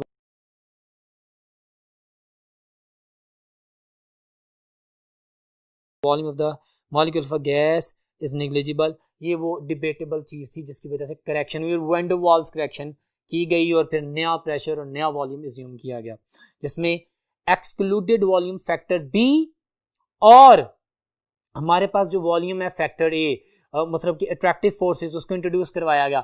मैं यहाँ पे जरूर डिस्कस करूंगा, हाईलाइट करूंगा कि मेरे पास वैन डर वाल इक्वेशन में जो फैक्टर ए है that is the measure of attractive forces, वो होता है, उसकी वजह से प्रेशर चेंज होता है, उसको कंसीडर किया जाता है। माय डियर स्टूडेंट्स, मैंने कहा था कोई गैस आइडियल नहीं है, लेकिन गैसेस आइडियल बिहेव करती हैं। अगर मैं प्रेशर लो कर दूं, टेम्परेचर हाई कर दूं, मॉलिक्यूल्स दूर दूर कर दूं, तो क्या होगा? Factor A, measure of attractive forces, will be very small, and factor B, any excluded volume as compared to the whole volume, will be very small. Got it? So factor A और factor B के small होने की वजह से a real gas will behave as ideal gas. MDCAT का question बोला है, a real gas will behave as an ideal gas if factor A is small, option B if factor B is small, option C if A and B both are smaller. Yes, this is my answer. Got it? तो इन चीजों को भी याद रखें। आप जानते हैं कि मैं लेक्चर में बहुत ज्यादा एमसीक्यूज की प्रैक्टिस इसलिए करवाता हूं कि ये जरूरी है। दिस इज योर एमडीकैट, और एमडीकैट में आपको एंट्रेंस के क्वेश्चन की बात करनी है। एक और क्वेश्चन आपके सामने स्लाइड पे क्वेश्चन है जी, वही ग्राफ वाली बात जो मैंने आपको समझाई थी, आप देख रहे हैं ग्राफ भी है। All of the following statements are correctly matched for Boyle's law and the Charles law except. अच्छा जी, देखते हैं, टेबल बना हुआ है। ऑप्शन ए में कहता है कि P V is equal to K, yes ठीक है, बॉयल्स लॉ में V over T is equal to K, बिल्कुल ठीक है, पढ़ के अभी आए हैं। ऑप्शन बी कहता है के depends upon the mass, temperature and the nature of gas. Yes, this is information for you. के किस पे डिपेंड करता है? कांस्टेंट, के कांस्टेंट है, लेकिन किस पे डिपेंड करता है? मास ऑफ गैस पे। ऑफ कोर्स हमारे पास टेम्परेचर पे और नेचर ऑफ गैस पे। ठीक कह रहा है, ऑप्शन बी सही है। उसने कहा क्या कि जो मिस मैच है वो देखनी है, सारी मैच कर रही है, मिस मैच देखनी है, एक्सेप्ट। फिर आगे कहता है कि V is directly proportional to T, yes ठीक कह रहा है। चार्ली में और इनवर्स रिलेशन डेफिनेशन डेल्टा में कहता है। क्या ये ग्राफ ठीक है माय डियर स्टूडेंट्स? ये ग्राफ में वेरिएबल्स तो देखें, वी और प्रेशर और वॉल्यूम का जो रिलेशनशिप दिया गया है एट कांस्टेंट टेम्परेचर होता है, ठीक है। बॉयल्स लॉ में आइसो बार कह रहा है। What do you mean by isobar? Isobar क्या होती है? जिसमें प्रेशर कांस्टेंट होता है। ये आइसोथर्म है, उसने delta option is my answer, ये गलत बताया है। आइसोथर्म है तो कांस्टेंट टेम्परेचर पे होता है, प्रेशर तो वेरिएबल है, और उधर वो आइसोथर्म कह रहा है, हालांकि चार्ल्स लॉ में आइसो बार है, प्रेशर कांस्टेंट होता है। तो ये delta option is my answer. It's a beautiful question design for you, आप देख सकते हैं आपके सामने प्लेस किया गया है। It's a very simple explanation. एक और क्वेश्चन एब्सोल्यूट टेम्परेचर के हवाले से आप लोगों के सामने है। My dear students, watch this question में स्लाइड आपके सामने है। If the absolute temperature of a gas is doubled and pressure is reduced to half, the volume of the gas will be। अब मुझे बताएं, आपके सामने मैंने एक स्लाइड रखी है, उसमें इसका सोल्यूशन भी लिखा हुआ है। MDCAT है, you have a very limited time, ठीक है। ये बिल्कुल सोल्यूशन आप लोगों के लिए डिजाइन किया गया, आप कर सकते हैं। फैक्टर लगाएंगे P1 V1 over T1 is equal to P2 V2 over T2, values को पुट करेंगे और आपके पास आंसर आ जाएगा 4 times. See on the white board, just for you people, एक ट्रिक, एक technique MDCAT students, gift for you people, watch this. ये मैंने लिखा है V is equal to T over P, एक फॉर्मूला, एक रिलेशन, एक डिजाइन, एक टेक्निक, एक ट्रिक है आप लोगों के लिए। It's a gift for you people. आपको अगर MDCAT में ऐसा कोई क्वेश्चन आ जाए कि वही टेम्परेचर को डबल कर दिया, प्रेशर को हाफ कर दिया, टेम्परेचर को हाफ कर दिया है, प्रेशर को डबल कर दिया है, बताओ वॉल्यूम क्या होगा? तो एक तो टेक्निक वो है जो कि मैंने अभी स्लाइड में आपको दिखाई, सोल्यूशन करके बताया कि 4 टाइम्स हो जाएगा। वो सोल्यूशन आपके सामने था, उसमें मैंने P1 V1 over T1 तीनों फैक्टर लगाए, टाइम टेकिंग था। मैं आपको एक एडवाइस कर रहा हूं, आप देखें भाई, जो वॉल्यूम और टेम्परेचर, वॉल्यूम है ना, जो टेम्परेचर चेंज वो कहे वो एज इट इज लिख दें। मिसाल के तौर पे वो इसी स्टेटमेंट को बोल रहा हूं, मिसाल, just watch on the white board. वो कहता है भाई टेम्परेचर 2 टाइम्स हो गया, तो मैंने पता क्या किया, ये जो T है ना, अब देखें आपको समझाने के लिए, मैंने जो उसने कहा वो कर दिया। V is equal to T 2 times कर दिया, प्रेशर रिड्यूस टू हाफ कर दिया, 1 मिनट में आंसर आ जाएगा 4 टाइम्स। Yes, beautiful technique. मैं आपको कहता हूं कि टेम्परेचर 8 टाइम्स कर दो, प्रेशर 2 टाइम्स कर दो, क्या होगा? तो आप वही फैक्टर अप्लाई करेंगे, इधर फैक्टर 8 रखेंगे और इसको आप 2 टाइम कर देंगे। इतनी लंबी calculation within seconds you will be able to answer कि भाई वॉल्यूम 4 टाइम्स होगा. Got it? Now you will apply this trick और technique for the solution of your MDCAT questions, because in MDCAT you are not going to perform the numericals at all. Got it? ये best piece of advice है for you people. आप इन तीनों factors में से V is equal to T और P में जो वो कहता है वो वैल्यूज पुट करते जाएं. 2 फैक्टर्स बताएगा, वो जो कहता है उनको लिख लेंगे, तीसरा ऑटोमेटिकली सिंपल कैलकुलेशन से मेरे पास आ जाएगा. माय डियर स्टूडेंट्स, अब चलते हैं नेक्स्ट बोर्ड पे और देखते हैं कि लिक्विड्स के हवाले से क्या डिस्कशन है. जी तो डियर स्टूडेंट्स, अभी हम लोग बात कर रहे थे गैसेस की, गैस लॉज की, किनेटिक मॉलिक्यूलर थ्योरी की, उनसे रिलेटेड क्वेश्चंस की. अभी MDCAT के टॉपिक में जो स्टेट्स ऑफ मैटर से एसोसिएटेड है, आज का टॉपिक लेक्चर नंबर 12, उसमें हम बात करेंगे लिक्विड्स की. सो लिक्विड्स के बारे में कुछ जनरल डिस्क्रिप्शन जैसे गैसेस के हवाले से बात की थी, आपके सामने व्हाइट बोर्ड पे मौजूद है. हम बात करते हैं वन बाय वन. अब लिक्विड एक ऐसे स्टेट ऑफ मैटर है, हम जानते हैं कि इसमें इंटरमोलेक्युलर फोर्स ऑफ अट्रैक्शन गैसेस से ज्यादा होती है. हम जानते हैं कि ये रूम टेम्परेचर पे लिक्विड फेज में पाए जाते हैं. हम जानते हैं कि जब इनको टेम्परेचर दें तो एवापोरेट करते हैं, बॉयल करते हैं, डिफ्यूज भी कर सकते हैं. वो सारी प्रॉपर्टीज मैंने वन बाय वन आपके लिए लिख भी दी हैं. आप देखें, मेल्टिंग पॉइंट इनका स्मॉलर देन रूम टेम्परेचर होता है. ऑफ कोर्स इनका रूम टेम्परेचर से कम मेल्टिंग पॉइंट होता है, तो ये मोल्टन फॉर्म में एज अ लिक्विड पड़े होते हैं. ठीक है, इनका बॉइलिंग पॉइंट रूम टेम्परेचर से ज्यादा होता है. ऑफ कोर्स रूम टेम्परेचर के ऊपर ये लिक्विड होते हैं. बॉयल करेंगे तो बाद में करेंगे और गैसियस फेज में जाएंगे. ये बातें इस तरह लिखने का एक पर्पस है कि MDCAT में जब क्वेश्चन किया जाता है तो सिंपलेस्ट मोस्ट चीजें भी कॉम्प्लिकेटेड करने की कोशिश की जाती है इन्हीं वर्ड्स को यूज करते हुए. सो मैंने अभी आपके सामने लिख दिया, intermolecular forces are stronger than gases but weaker than solids. Of course ये फिजिकल स्टेट है जो कि इंटरमोलेक्युलर फोर्सेस, जो कि फिजिकल फोर्सेस होते हैं. आप लोग जानते हैं वंडरवॉल फोर्सेस होती हैं, हमारे पास हाइड्रोजन बॉन्ड होता है, और वंडरवॉल फोर्सेस में हमारे पास डायपोल फोर्सेस होती हैं जिन्हें किस्म फोर्सेस कहते हैं.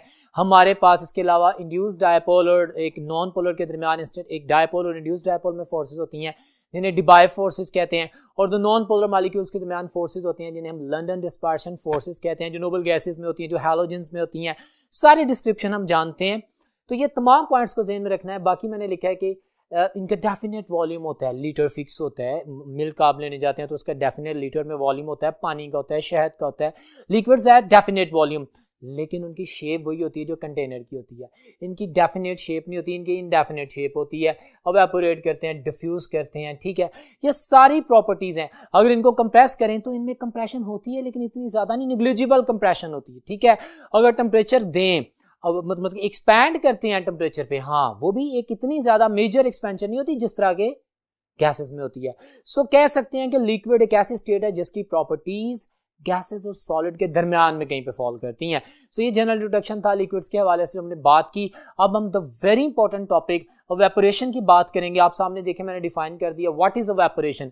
एक स्पॉन्टेनियस प्रोसेस. हर लिक्विड खुद ब खुद अपने ही अंदर मौजूद जो एनर्जी होती है, उसके नीचे वाले मॉलिक्यूल उसकी अपर लेयर को स्ट्राइक कर रहे होते हैं. तो ये सरफेस फिनोमेनन है. इसकी सरफेस से एनर्जी गेन करके molecules automatically at every temperature, very important point, evaporation her temperature पे होता है. मिसाल के तौर पे अभी मैं आपसे एक बात करता हूं, क्या -10 डिग्री सेंटीग्रेड पर जमी हुई बर्फ में इवेपोरेशन होती है? Yes, evaporation occurs at all temperatures. Yes, ये लिक्विड से गैसियस फॉर्म में आ रहा है, लेकिन अपर सरफेस पे भी एक खास टाइम आप देखते हैं ना, ब्लॉक्स बर्फ के आपके सामने आते हैं, तो वहां पे इवेपोरेशन होती है. If there is a slight presence of the layer, even a single layer of a liquid, it will show evaporation. Spontaneous process है. हालांकि आमतौर पे यूजुअली जो स्पॉन्टेनियस प्रोसेस होते हैं वो एंडोथर्मिक डेफिनेटली नहीं होते. वो स्पॉन्टेनियस प्रोसेस एक्सोथर्मिक होते हैं, वो अपनी एनर्जी रिलीज करते हैं और डाउन करते हैं. लेकिन ये कैसा स्पॉन्टेनियस प्रोसेस है जो खुद ब खुद हो रहा है और एंडोथर्मिक है. और एंडोथर्मिसिटी चाहे वो अपने मॉलिक्यूल से गेन करे, चाहे एक्सटर्नल प्रेशर, जिनकी बातें मैं अभी डिस्कस करता हूं स्लाइड में, बड़ा इंपॉर्टेंट फिनोमेनन है. इसको मैंने एक्सप्लेन किया. आपके सामने अभी व्हाइट बोर्ड पे एक स्लाइड आ रही है which will completely explain all the data about the evaporation. जी तो डियर स्टूडेंट्स, अभी आप एक स्लाइड देख रहे हैं जो कि इवेपोरेशन के हवाले से डिजाइन की गई है फॉर यू पीपल स्पेशली, ताकि कोई पॉइंट मिस ना हो और हर चीज अलग-अलग आप लोगों के लिए क्लियर हो. आप देख सकते हैं स्लाइड पे सबसे पहले मैंने लिखा है इवेपोरेशन, इसको मैं डिफाइन कर चुका. आप देखें उसमें मैंने सबसे पहले डेफिनेशन लिखी थी कि it's spontaneous natural phenomenon of every liquid. वो लाइन देखता है वो exact the spontaneous change of a liquid into the vapours is called the evaporation and it is continuous at all temperatures. मैंने यही बात की थी अभी, डेफिनेशन होगी। अब वो सेकंड बार में हमने आपके सामने प्रेजेंट किया इसकी कैरेक्टरिस्टिक्स क्या होती हैं, जो फीचर्स इंपॉर्टेंट है, जो कि एमडीकैट के क्वेश्चंस की रीजंस बनेंगे। ओपन कंटेनर में बात होती है ना, क्लोज कंटेनर में वेपर प्रेशर होता है, और ओपन कंटेनर में हम लिक्विड की इवेपोरेशन की बात करते हैं कि हमारे पास स्पॉन्टेनियस जो गैशियस फेज में वेपर्स बने वो उड़ जाएं, वो इवेपोरेट कर दें, वो सिस्टम को छोड़ दें। अब देखिए इन तमाम चीजों को ज़हन में रखें। नेचुरल फिनोमेनन है, खुद ब खुद होता है। वाटर इवेपोरेट करता है लेक से, ओशन से, रिवर से, कहीं भी पानी के टब से, ग्लास से वाटर इवेपोरेट करता है। Takes place at the surface of liquid, it's a surface phenomenon. मैंने अभी तो कहा कि सरफेस लेयर के मॉलिक्यूल जो खास एनर्जी पे पड़े हैं, लिक्विड थे, उनको नीचे से स्ट्रैकिंग होती है, अपने ही लेयर्ड मॉलिक्यूल्स अपनी एनर्जी ट्रांसफर करते हैं। तो जो लेयर यानी सरफेस पे मौजूद मॉलिक्यूल इतनी sufficient amount of energy gain कर लेता है, now that is in a position to leave the system, और इवेपोरेट कर जाता है। It's very simple. फिर कहता है causes cooling, the beautiful MCQ results. Evaporation is a cooling phenomenon. क्यों? अभी तो बोला कि लोअर एनर्जी सारी अपर लेयर लेके उड़ जाएगी। जब हम एक पिक्चर में पानी रखते हैं, वहां पे इवेपोरेशन होता है, वहां पे हमारे पास एक तरह से सरफेस फिनोमेनन को प्रोटेक्ट किया जाता है। उसके पोर्स में हाई वेपर्स एब्जॉर्ब हो जाते हैं, तो पानी ठंडा हो जाता है।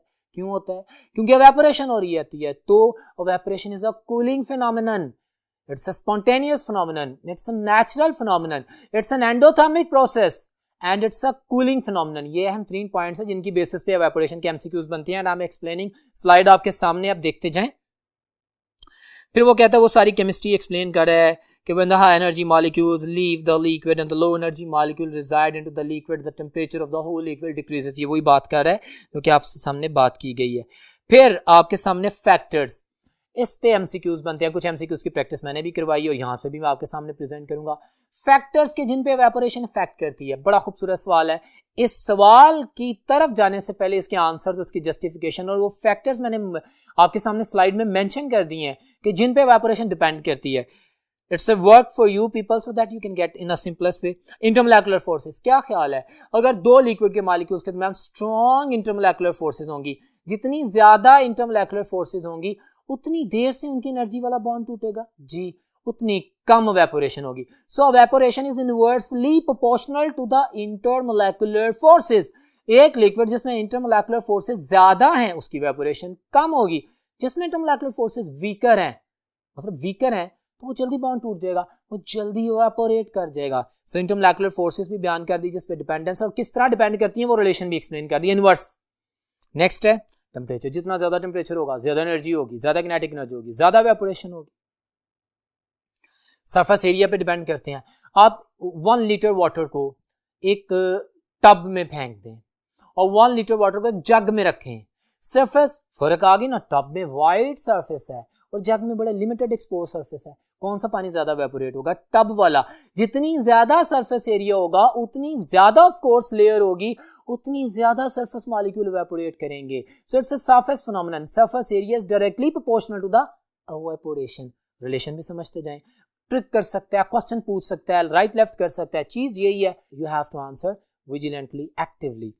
नेक्स्ट पे बात करते हैं एक्सटर्नल प्रेशर। भाई एक्सटर्नल प्रेशर एटमॉस्फेरिक प्रेशर की बात करें, अगर बहुत ज्यादा प्रेशर आ जाए, स्टूडेंट्स बहुत ज्यादा प्रेशर आ जाए तो क्या होता है? तो सर वो जो लिक्विड मॉलिक्यूल एनर्जी गेन करके एटमॉस्फेयर में एज अ वेपर आना चाह रहा है, उसको प्रेशर मिल रहा है, वो नहीं आएगा। एक्सटर्नल प्रेशर ज्यादा होगा, इवेपोरेशन कम होगी। तो इस पे भी डिपेंड करता है इनवर्सली, जितना एक्सटर्नल प्रेशर ज्यादा होगा उतनी इवेपोरेशन कम होगी। सो साथ साथ रिलेशंस भी याद रखें। फिर स्लाइड में ही आपके सामने मैंने जो बात एक्सप्लेन की है वो आपके सामने है, humidity and what do you think. ये तो मैं वाटर से एसोसिएट करता हूं। अगर मेरे पास कॉन्सेंट्रेशन ऑफ वेपर्स एक एरिया में ज्यादा है तो मेरे पास जो वाटर इवेपोरेट हो रहा है, जैसे उसके वेपर्स एटमॉस्फेयर में जाएंगे तो वहां पे उनकी कॉन्सेंट्रेशन ज्यादा होने की वजह से बैकवर्ड रिएक्शन ज्यादा स्टार्ट हो जाएगा ना, इक्विलिब्रियम एस्टैब्लिश हो जाएगा। और जैसे जैसे इक्विलिब्रियम एस्टैब्लिश होता जाता है, रेट ऑफ रिएक्शन स्लो होता जाता है। ये फिनोमेनन पूछा गया।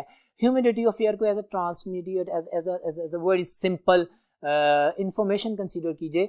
अगर एमडीकैट में क्वेश्चन आ जाए कि आपके पास एक वाटर सोर्स ने एक ड्राई एटमॉस्फेयर में इवेपोरेट होना है और एक ह्यूमिड एरिया में इवेपोरेट होना है, तो किसमें ज्यादा वेपोरेशन होगी? ऑफ कोर्स वो वाटर जो कि ड्राई एटमॉस्फेयर में पड़ा होगा उसमें वेपोरेशन ज्यादा होगी, क्योंकि इसके सराउंडिंग एयर में कॉन्सेंट्रेशन ऑफ द वेपर्स कम है, वो वन साइडेड रिएक्शन स्पीड से होगा, और जो ह्यूमिड एरिया वहां पे तो ऑलरेडी वाटर वेपर बहुत ज्यादा, रिवर्सिबल रिएक्शन स्टार्ट हो सकता है और वेपोरेशन स्लो डाउन हो सकती है।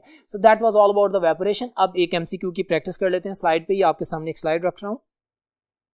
Very simple question in front of you. ये जो सारी बातें मैंने की हैं अभी आप इनको आंसर करेंगे।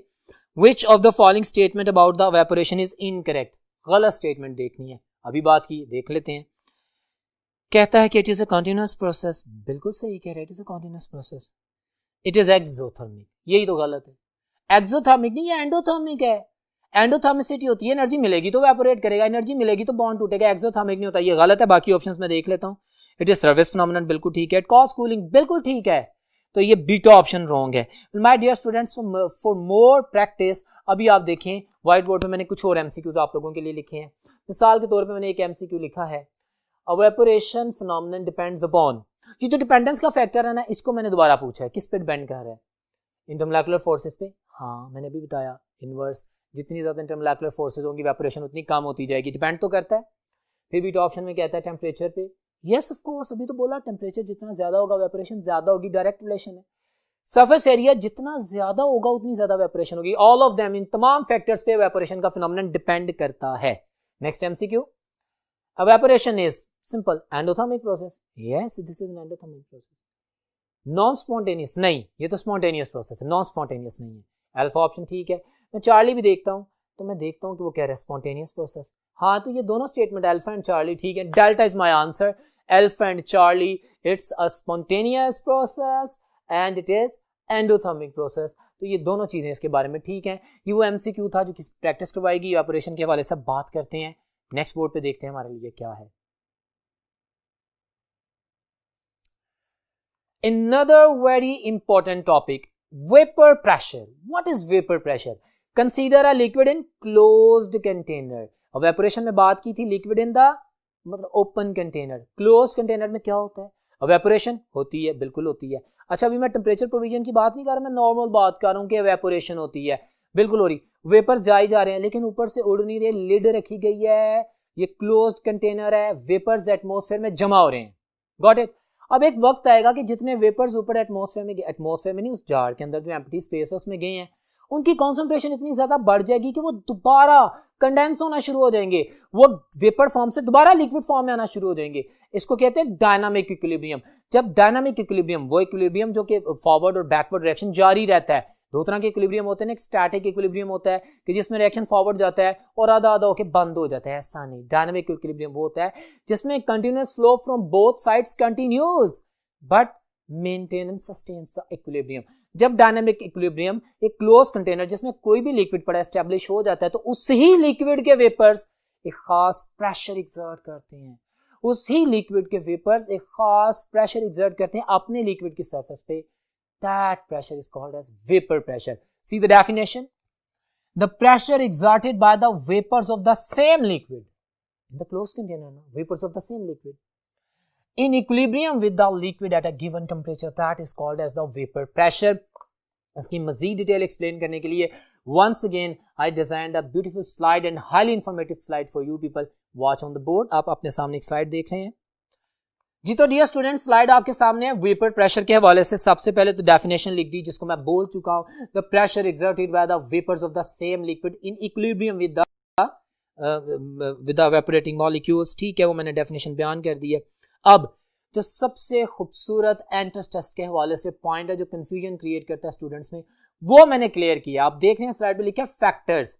मैंने फैक्टर डिपेंडेंस और वो फैक्टर जिन पे वेपर प्रेशर डिपेंड नहीं करता उन दोनों को अलग कर दिया, खास वजह से कि आप ये याद रखेंगे कि वेपर प्रेशर किस फैक्टर पे डिपेंड नहीं करता और किस पे डिपेंड करता है। इवेपोरेशन से डिफरेंट है। इवेपोरेशन सरफेस एरिया पे डिपेंड करती है, इंटरमोलेकुलर फोर्सेस पे डिपेंड करती है, टेम्परेचर पे डिपेंड करती है, अमाउंट वेरी करने पे भी करती है, बट ये वेपर प्रेशर है। इसके पॉइंट्स देखें, स्लाइड आपके सामने है।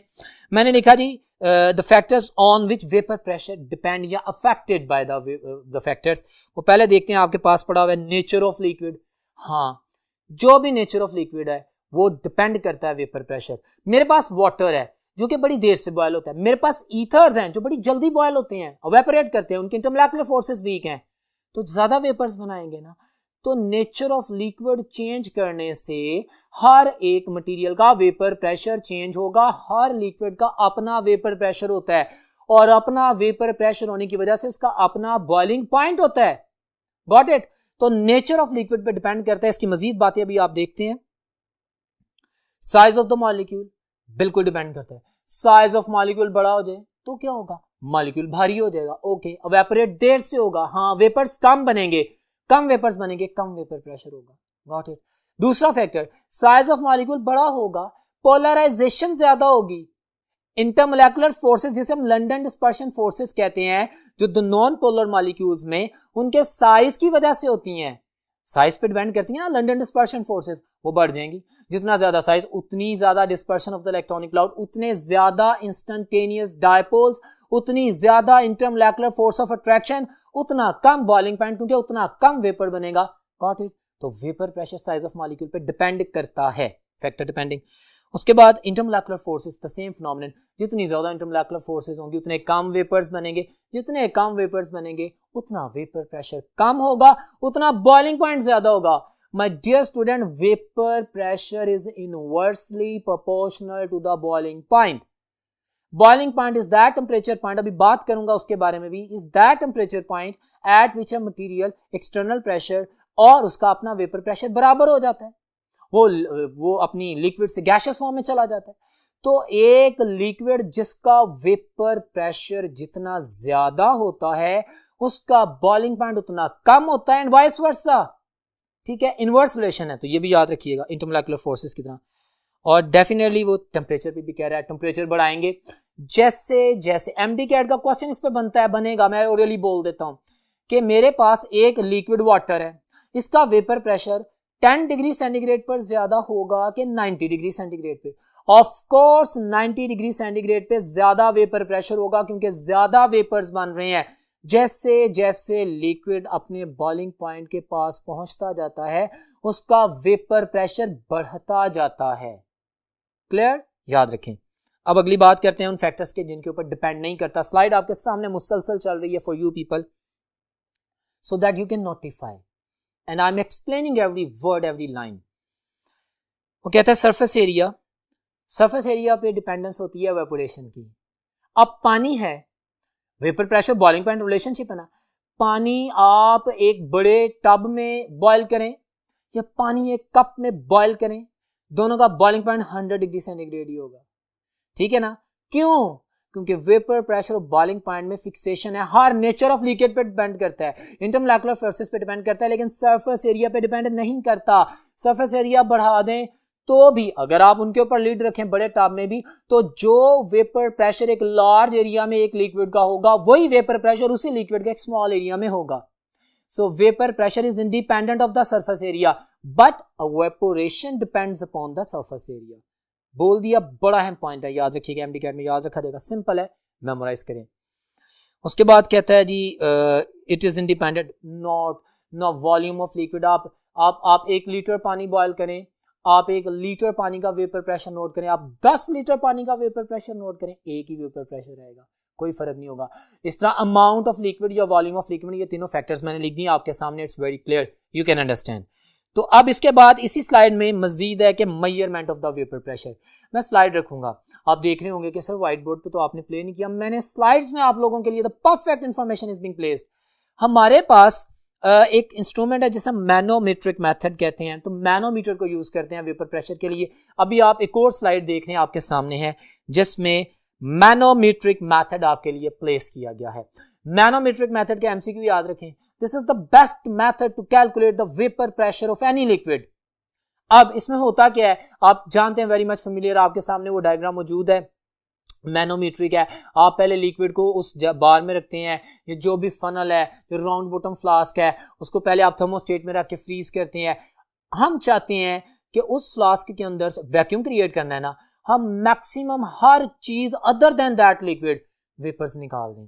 इस मेथड में जब हम बार बार उसको फ्रीज करके रिमेनिंग वेपर्स को निकालते हैं, तो मेरे पास अब मैनोमीट्रिक लिम्स के साथ कनेक्टेड आएगा जार, उसमें अगर किसी चीज के वेपर्स होंगे तो सिर्फ किसके होंगे, सिर्फ उसी लिक्विड के होंगे वेपर्स। और मेरे पास perfect method to calculate the vapour pressure for only those liquid is manometric method. बार बार बोल रहा हूँ, वो आपके सामने प्रोसीजर मैंने लिख दिया, मैं बोल देता हूँ। कहते हैं actually the pressure at the surface of the liquid in the flask is equal to the sum of the atmospheric pressure and the delta H which is the change in the heights of the mercury level in the limbs. Got it? ये आपके सामने बना हुआ है, सारा आपके सामने है, ठीक है। तो ये हमारे पास प्रोसीजर कहता है P is equal to P A plus delta H, where P is the vapour pressure of the liquid at 1 atmospheric pressure. जिस लिक्विड का वेपर प्रेशर कैलकुलेट करना उसको P कह रहे हैं, and P is the external atmospheric pressure जो उसके ऊपर होता है, और डेल्टा एच जो भी मैंने बोला कि difference in the heights of the delta H ना, एक दोनों राइट आर्म लेफ्ट आर्म में क्या गैप आ रहा है डेल्टा एच वो आपके सामने है। तो ये आपके सामने मैनोमेट्रिक मेथड एक्सप्लेन कर दिया गया, फार्मूला एक्सप्लेन कर दिया गया। आप vapour pressure of liquid equally easily find out कर सकते हैं। एक्सटर्नल प्रेशर आपको पता है नॉर्मल एटमॉस्फेयर में 1 एटमॉस्फेरिक प्रेशर होता है, जिससे 760 मिलीमीटर ऑफ मर्करी भी कहते हैं या 76 सेंटीमीटर मर्करी भी कहते हैं। इसी से निकालते हैं ना वो मैनोमेट्रिक में, मर्करी बार के कॉलम की हाइट के चेंज होने से जो मिलता है वो बार बार सिंपल बातें हैं। So you are going to calculate the vapour pressure of any liquid. तो ये बड़ी मजेदार बातें थी वेपर प्रेशर के हवाले से। एक एमसीक्यू मैं अभी इसी स्लाइड में चूंकि नीचे लिखा हुआ है उसको शेयर कर देता हूँ। वो कहता है द वेपर प्रेशर, इसका दूसरा नाम ही बोल दिया इसने, इक्विलिब्रियम प्रेशर भी बोलते हैं, लेकिन इक्विलिब्रियम प्रेशर इतना यूज कभी भी नहीं होता है एमडीकैट में। बहरहाल आपको मैंने बता दिया है, लिख दिया है कि वेपर प्रेशर, इसको इक्विलिब्रियम प्रेशर भी कहते हैं। Of a liquid is that pressure which is exerted by the vapours of the liquid in equilibrium. ये तो उसकी डेफिनेशन बोल दी है, बिल्कुल ठीक है। आगे कहता है it depends on all of the following except. Vapour pressure किस पे डिपेंड नहीं करता, देख लेते हैं। अभी बोला, ज़हन में रखिएगा। ऑप्शन ए में कहता है नेचर ऑफ लिक्विड डिपेंड करता है इस पे, इसके चेंज होने से वेपर प्रेशर चेंज होता है, जितने बॉइलिंग पॉइंट भी चेंज होता था ना। इंटरमोलेकुलर फोर्सेस पे डिपेंड करता है, टेम्परेचर पे डिपेंड करता है। मैंने भी कहा था जैसे जैसे टेम्परेचर बढ़ता जाएगा वेपर प्रेशर बढ़ता जाएगा। Amount of liquid, volume of liquid पर सरफेस एरिया पे वेपर प्रेशर डिपेंड नहीं करता। My answer is the delta, जो कि आपके सामने है। मजीद आप व्हाइट बोर्ड पे देखें, आप लोगों के लिए मैंने कुछ और एमसीक्यूज भी रखे हैं। Watch this, which of the following, which one of the following has the lower vapor pressure? अच्छा जी, H2O ethyl alcohol. How could I answer?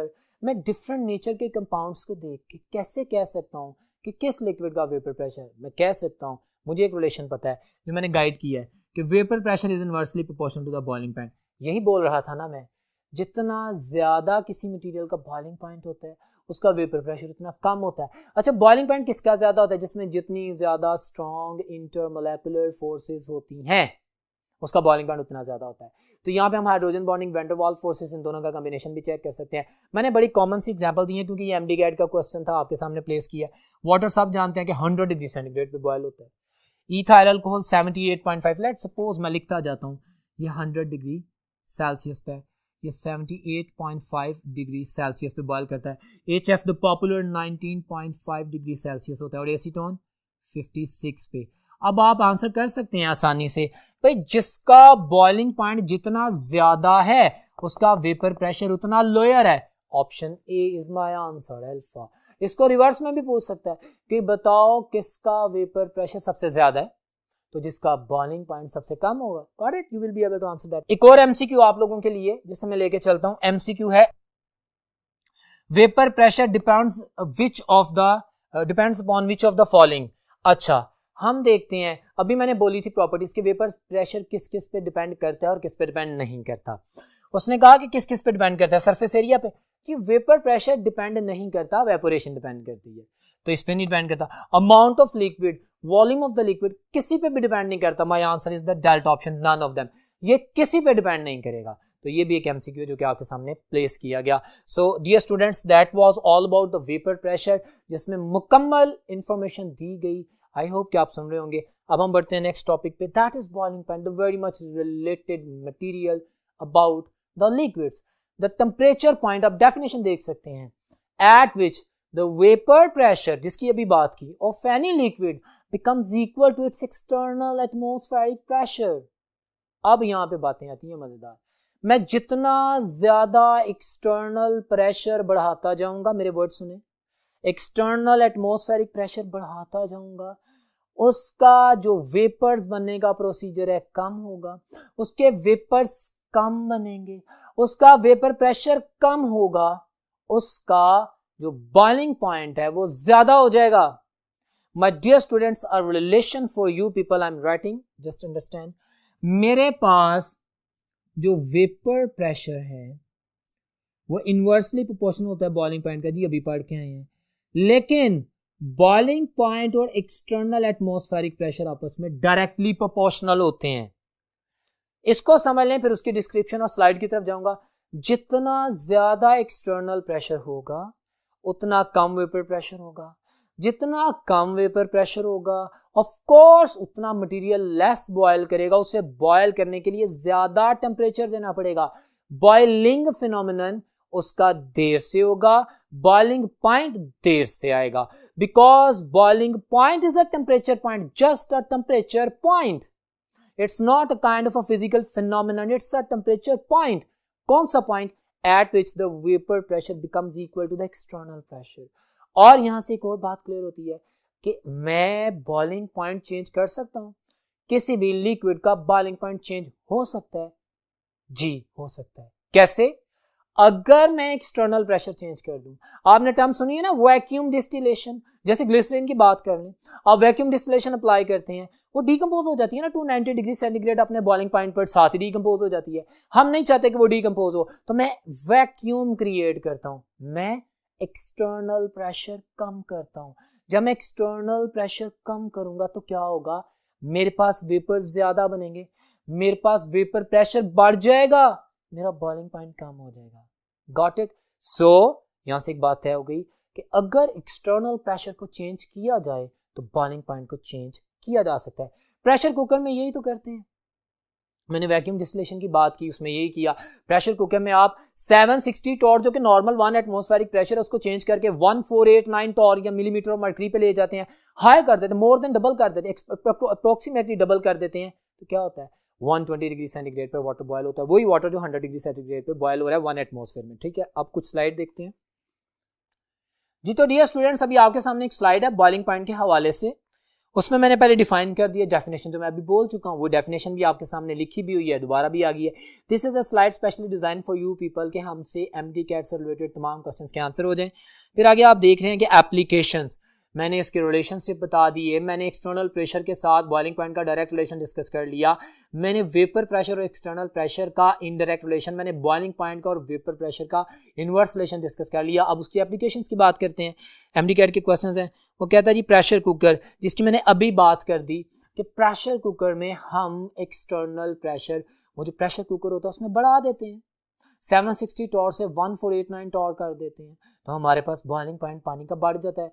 बिल्कुल ऐसे ही जैसे आप मूवमेंट करते हैं, मरी जाते हैं, वहां पे एटमॉस्फेरिक प्रेशर कम होता जाता है। हम जैसे जैसे ट्रोपोस्फियर में अपवर्ड मूव करते हैं या from the sea level up जाते हैं तो एक्सटर्नल एटमॉस्फेरिक प्रेशर कम होता जाता है ना। मरी में 700 मिलीमीटर ऑफ मर्करी होता है, ये एमसीक्यू है, तो वाटर 98 पे बॉयल हो रहा होता है, माउंट एवरेस्ट पे 69 डिग्री सेंटीग्रेड पे बॉयल हो रहा होता है, क्यों? हमारे पास बहुत ज्यादा प्रेशर लो हो चुका होता है।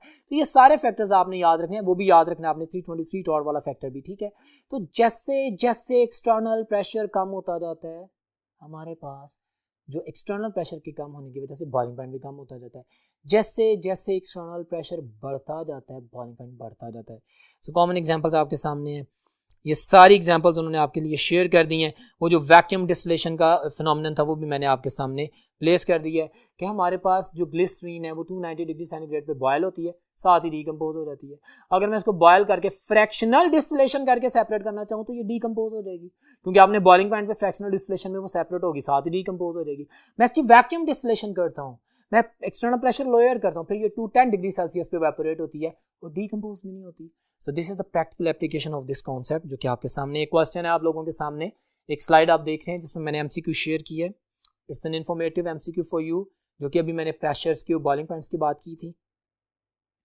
Mark the incorrect statement about the boiling point of water. Option A कहता है boiling point of the water is 120 degree Celsius 1489 torr, बिल्कुल ठीक कह रहा है प्रेशर कुकर में, इनकरेक्ट देखनी है। Boiling point of the water is 25 degree centigrade at 23.7 torr, room temperature पे किस प्रेशर पे पानी बॉयल करता है? 23.7 टॉर पे करता है, याद रखिएगा, सही कह रहा है। Boiling point of the water is 98 at 700 in मरी, बिल्कुल ठीक कह रहे हैं, मतलब मरी में तो मैंने बताया था ना, बिल्कुल ठीक है। डेल्टा में कहता है boiling point of the water 70 degree centigrade 323 torr. My dear students, ये माउंट एवरेस्ट की बात कर रहा है, उस पर 69 डिग्री सेंटीग्रेड है, याद रखिएगा। अब देखिए माइनर से डिफरेंट है। 323 टोर मैंने अभी बोला था एक्सटर्नल एटमॉस्फेरिक प्रेशर हो तो पानी 69 पे बॉयल होता है, याद रखना है, आप लोगों के सामने है। वेल डियर स्टूडेंट्स, अब हम कुछ बात करेंगे मजीद रिमेनिंग टॉपिक हाइड्रोजन बॉन्डिंग की नेक्स्ट बोर्ड पे, सो मूव ऑन।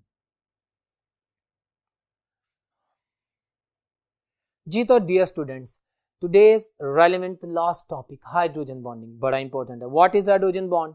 आपके सामने मैंने डेफिनेशन लिखी है, इसके ऊपर फोकस करें। Electrostatic force of attraction between the highly electronegative atoms. अब मैंने सिर्फ 3 ही लिखे हैं, ये एमसीक्यू है, याद रखिएगा। अगर हाइड्रोजन का फिजिकल बॉन्ड किसी पार्टनर एटम के अंदर मौजूद फ्लोरीन एटम या ऑक्सीजन एटम या नाइट्रोजन एटम हो तो ही हाइड्रोजन बॉन्ड बनेगा।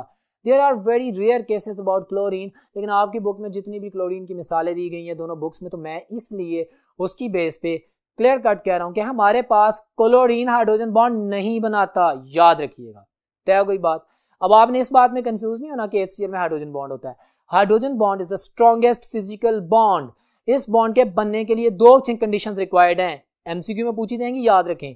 पहली कंडीशन क्या कि इलेक्ट्रोनेगेटिव एटम जो है उसकी एक तो इलेक्ट्रोनेगेटिविटी हाई हो, और वो सिर्फ 3 है, मैंने बता दी है, fluorine, oxygen, nitrogen. Phone, you can say phone, FON, fluorine, oxygen, nitrogen, got it. अब लोन पेयर होना चाहिए इलेक्ट्रोनेगेटिव एटम के पास, जिसकी वजह से वो इंटरेक्ट कर सके, और दूसरे एक H पॉजिटिव आयन, यानी आयन तो नहीं, H partially H positive atom होना चाहिए जिसका इलेक्ट्रॉनिक क्लाउड डिस्टॉर्टेड हो, जिसपे पार्शियल पॉजिटिव चार्ज हो।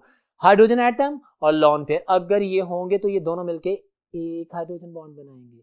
Hydrogen bond is the electrostatic force of attraction between the highly electronegative atom of one molecule and the partial positive hydrogen atom of another molecule. This is the definition जो कि आपके सामने लिखी है। अब कुछ properties मैंने लिख दी है, हर प्रॉपर्टी एक एमसीक्यू है, याद रखिएगा। स्ट्रॉन्गेस्ट फिजिकल बॉन्ड है हाइड्रोजन बॉन्ड, फिजिकल बॉन्ड है, स्ट्रॉन्गेस्ट फिजिकल बॉन्ड है। इसकी वजह से प्रॉपर्टीज बहुत चेंज होती हैं, लेकिन कौन सी? Physical properties. It is not going to change any chemical property, got it. Hydrogen bond is a very strong physical bond, so it is going to affect the physical properties, ठीक हो गया। HF has the strongest hydrogen bond, जारी बात है, जितना ज्यादा electronegativity difference होगा उतनी ज्यादा पोलैरिटी डिफरेंस होगा, ऑफ कोर्स उतना स्ट्रॉन्ग हाइड्रोजन बॉन्ड बनेगा। तो फ्लोरीन सबसे ज्यादा इलेक्ट्रोनेगेटिव है 4.0, लेकिन इंटरेस्टिंग बात देखें जो मैंने आप लोगों के लिए लिखी, हाइड्रोजन फ्लोराइड HF में स्ट्रॉन्गेस्ट हाइड्रोजन बॉन्ड होता है, बट ये मैं क्या लिख रहा हूं, H2O has the strongest hydrogen bonding. What is difference between bond and bonding? How can I say bond is different and bonding is different? My dear student, hydrogen bonding is a phenomenon, is a collective phenomenon, जिसमें पूरे unit के अंदर देखा जाएगा कितने hydrogen bond बनते हैं। अब हाइड्रोजन फ्लोराइड में स्ट्रॉन्गेस्ट हाइड्रोजन बॉन्ड है, HF हेक्सामेरिक फॉर्म में पाया जाता है। HF ओनली हाइड्रोजन हैलाइड जो लिक्विड है, जिसका बॉइलिंग पॉइंट 19.5 डिग्री सेंटीग्रेड है। ओके, इसमें स्ट्रॉन्गेस्ट हाइड्रोजन बॉन्ड है। अच्छा, तो बॉन्डिंग वाटर में कैसे ज्यादा होगी? भाई वाटर में ऑक्सीजन एटम के पास 2 लोन पेयर्स हैं और उसके साथ केमिकली 2 हाइड्रोजन बॉन्ड अटैच हैं, दो हाइड्रोजन एटम अटैच हैं। ये 2 हाइड्रोजन बॉन्ड भी बना सकता है क्योंकि इसके पास 2 हाइड्रोजन एटम है और 2 लोन पेयर हैं। इसके अंदर हाइड्रोजन बॉन्ड 2 बनते हैं। इसका bonding phenomenon hydrogen bonding double है HF से, इसलिए इसका बॉइलिंग पॉइंट 100 डिग्री सेंटीग्रेड है। और एक और अहम तरीन बात याद रखिएगा, वेरी इंपॉर्टेंट MD-CAT MCQ आपको याद होना चाहिए स्टूडेंट्स, वाटर का जो बॉइलिंग पॉइंट 100 डिग्री सेंटीग्रेड है क्योंकि इसकी जो बॉन्डिंग फिनोमिनन है जो लिक्विड मॉलिक्यूल्स में पाई जाती है उसको तोड़ने के लिए हमें 40.7 किलो जूल पर मोल एनर्जी चाहिए होती है। कितनी? 40.7। अब नॉर्मली बच्चे से जेहन में यही बात आती है ना कि this is the amount of energy required to break hydrogen bond only. नहीं, वाटर में वैंडरवाल फोर्सेस भी होती हैं और हाइड्रोजन बॉन्ड भी होता है।